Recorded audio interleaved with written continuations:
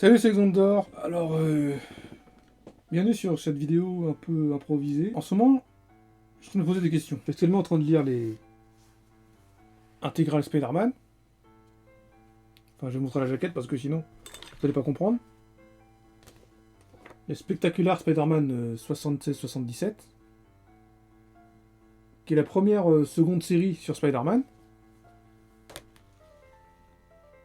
Ensuite, j'enchaînerai avec les intégrales Spider-Man, la série principale Amazing, intégrale Spider-Man 78. Ensuite, je renchaînerai sur le Spectacular 78, et ainsi de suite, jusqu'aux années 80. Et avant de continuer les années 80 sur les Spider-Man, je vais direct enchaîner sur Daredevil de Frank Miller, qui sont disponibles en 4 Marvel Icons, enfin en 3 Marvel Icons plus le tome 0, qui sont aussi disponibles aussi en Omnibus. Mais bon, Omnibus, je sais pas si t'as vu le prix d'un Omnibus, ouf, un petit peu cher quand même, hein. Bien que j'aurai un gros trou dans les Daredevil, parce que le tome 0 il commence en 79, et le Daredevil, le dernier Daredevil que j'ai, non c'est pas celui-là, le dernier intégral Daredevil que j'ai, celui-là, bah faudra que je le lise aussi parce que je l'ai pas encore, pas encore ouvert. Moi je me suis arrêté au 74. Et il y a aussi le 75, 74-75 qui est sorti. Donc il y aura un trou de 5 ans. Mais bon, à la limite, c'est pas très grave quoi.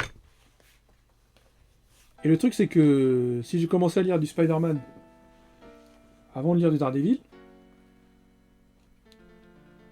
c'est parce que je sais que dans Frank Miller, le Daredevil Frank Miller dans les années 80, il a fait en sorte que Wilson Fisk, le Caïd, le Kingpin, ça soit devenu un des antagonistes principaux de Daredevil. Or, à la base, le Caïd, c'était un ennemi de Spider-Man. Il a été beaucoup développé dans les années 70, le Caïd, notamment avec sa femme Vanessa. C'est pour ça que j'avais envie de tout lire sur le Caïd avant de passer au Daredevil de Frank Miller. Et le truc, c'est que je suis actuellement en train de revoir la série Netflix sur Daredevil, et je me demande si Daredevil ne serait-il pas en train de devenir l'un de mes personnages favoris de l'univers Marvel. Alors j'adore autant Spider-Man et Wolverine. Je continuerai à lire du Spider-Man ou de Wolverine, quoi qu'il en coûte. Mais Daredevil est petit à petit en train de prendre une place. Et il est possible que je fasse plus de vidéos sur Daredevil sur cette chaîne.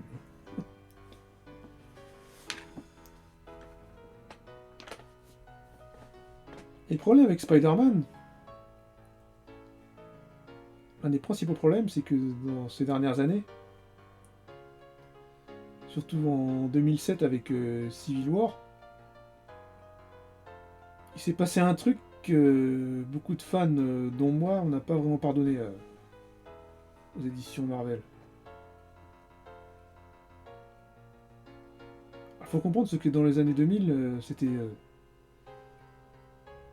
Straczynski au scénario de Spider-Man, et c'était Bendis au scénario des New Avengers. Brian Michael Bendis, qui... j'adore tout ce qu'il a fait, Bendis, sur... Je sais que ça plaît pas à certaines personnes, mais moi, Bendis, j'ai beaucoup aimé ce qu'il a fait. Et Bendis, il a intégré Spider-Man et Wolverine aux New Avengers. Ce qui tombe bien, c'était mes personnages favoris à l'époque. En parallèle de ça, Straczynski, il a fait évoluer Peter Parker. Il a fait en sorte que Peter Parker est devenu prof. Mary Jane, bon bah, il a marié avec elle, tout ça. Ils étaient séparés pendant un temps, puis après il se remet avec elle. Il les a fait intégrer la grande tour des Avengers, la tour Stark. Et à ce moment-là, il y a eu... C'était le crossover Civil War de Mark Millar. Et là, ça a tout bouleversé. Alors, le jeu... Je critique pas Civil War, qui est certainement l'un des meilleurs crossovers de l'univers Marvel. Mais le problème, c'est qu'avec Spider-Man, le personnage, il avait évolué. Il était en pleine évolution. Dans Civil War, il a franchi une autre étape, c'est qu'il a révélé à tout le monde son identité secrète. Au monde entier. Peter Man, il était du côté de Tony Stark, Iron Man à la base. Ensuite, il a changé de camp. Il est passé du côté de Captain. Donc à la fin de Civil War, Iron Man, il a gagné la guerre. Et donc, tout ce qui c'était des partisans de Captain, c'est devenu des fugitifs. Donc, Monsieur Wilson Fisk, dans sa prison, on en revient à Wilson Fisk, Daredevil, Spider-Man, quoi. Wilson Fisk, il a organisé un attentat visant la famille Parker. À ce moment-là, Tante May, elle s'est pris une balle qui devait être destinée à Mary Jane, je crois. Elle s'est pris une balle. Peter Parker, il a remué ciel et terre pour pouvoir la sauver. Celle qui a pu remédier à tout ça, c'est Mary Jane. Elle a fait un pacte avec Mephisto qui a brisé 20 ans de continuité. Parce qu'il devait avoir une petite fille et cette petite fille, elle n'est jamais née. Ils ont brisé 20 ans de mariage. Et du coup, le personnage de Peter Parker, il a régressé. C'est Dan Slott qui a pris la suite. Peter Parker, il est devenu célibataire, au chômage. Il vit encore chez sa tante. Tante May qui ignore encore le secret de la double identité de Peter Parker Spider-Man. C'est également une des évolutions de Straczynski. J'ai oublié d'en parler d'ailleurs. Et là, ça fait régresser le personnage. Et ça, beaucoup de lecteurs, moi y compris, on n'a pas vraiment pardonné ça. Alors je dis pas que Dan Slott il a pas fait des choses bien après par la suite. Il y a eu plein de choses, hein, Mister Négative,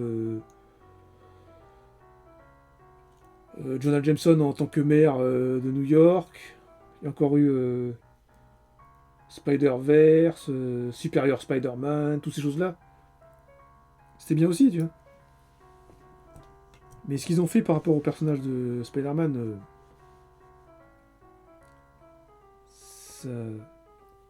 d'évolution, bah, d'après ce que j'ai compris, dans les comics actuels, dans les séries actuelles, bon, je continue à les prendre, hein. Parce que je sais que je les ai pas lus, hein. Mais en fait, je vais les lire plus tard, quoi. D'après ce que j'ai compris, ça évolue pas vraiment dans le bon sens du terme, quoi.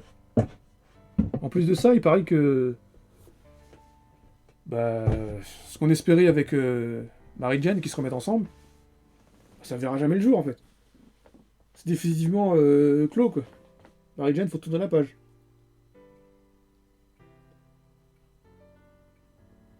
Et ça me désole par rapport au personnage de Spider-Man. C'est comment tu peux comprendre que tu peux expliquer que les versions alternatives du personnage dans la série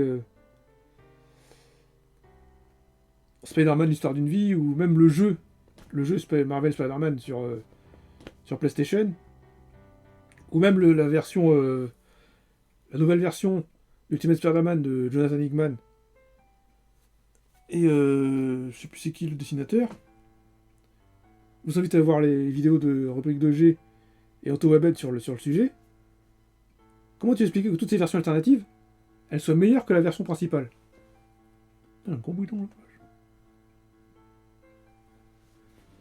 C'est qu'il y a un problème quelque part. D'où mon envie de lire plus de Daredevil. Actuellement.